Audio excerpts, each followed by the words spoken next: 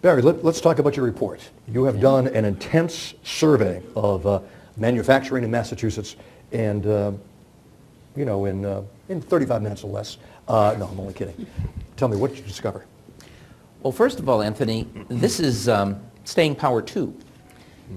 We actually did a report 5 years ago in 2007, and we completed the research in November of 2007. And the upshot of that report was we had good news for the Commonwealth that manufacturing was coming back. 2007. November 2007. Yeah. I don't think there's ever been any research I've done in 45 years that was more badly timed.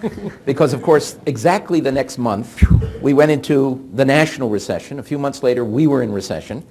And 5 years later, when we decided to do this study again, I started out with Gilda Radner.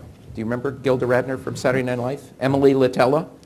You know, what do I hear about violence on TV? That's violence on TV. And she would say, never mind. So what I wanted to say was, forget Staying Power 1. So we go back and we do Staying Power 2. And we do the same thing. We look at all the basic data from the federal government, the state government. We look at employment. We look at investment. We look at number of firms. And then we surveyed about 700 firms again. And we did 58 interviews, face-to-face interviews with CEOs, owner-managers. And what we found was exactly what we found in 2007, except even more optimism. People, right after our report came out, and we said employment would continue to fall, but at a slow rate, employment plummeted for about a year and a half. And then about 2009, while we were still in the Great Recession, manufacturing employment stabilized at about 250,000. Still the 6th largest industry, 2nd largest payroll in the state after healthcare, because wages are so high. And it has been stable and, in fact, growing a little bit. When we asked firms, what's your outlook for the next 5 years? 70% of the firms told us that they would expand employment.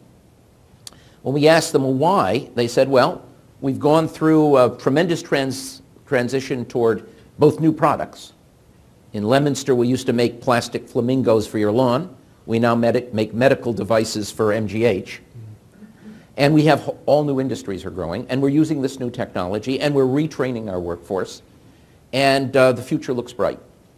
The one thing, though, they told us, and I think this is true of other industries as well, is we're worried about the future in terms of where our workforce is going to come from. We're going to have 100,000 retirements. Where are we going to replace them? The Volk schools are not quite doing their job. The community colleges need to be improved. We have a problem just with the image of our industry. A young person doesn't think of manufacturing as their future. When we released the report, I think, Rick, you were at the release, we did it at a small company called AccuRounds in Avon. And I was talking with Mike Tomasi, who's the CEO, great guy, you know Mike. And he said, we've started open houses, and we're bringing in middle school kids and high school kids to see what we do here. This is not their father's or their grandfather's industry. I said, well, where does the tour start? He says, it starts in the parking lot. I said, the parking lot? He says, yes, we want to show them that our employees, not me, they're driving the BMWs, the Mercedes, the Corvettes. And then we take them in and we find out, one, it's air conditioned. Number two, it's quiet. Number three, what we're producing is really highly sophisticated metal products. You mean it doesn't look like a scene from Les Mis? It doesn't look like Les Mis, and it doesn't look like the assembly line that I worked on in 1964, 65, and 66 as a summer replacement worker building carburetors for the Ford Mustang, where it got up to 120 degrees on our line in the summer because we had casting equipment next to us, and it was dirty and oily, and I'd come home and spend an hour and a half getting the oil off of me. So when we make that transition, we're going to have a real powerful industry there, and we're seeing that that is already happening. We're leading the country in that turnaround.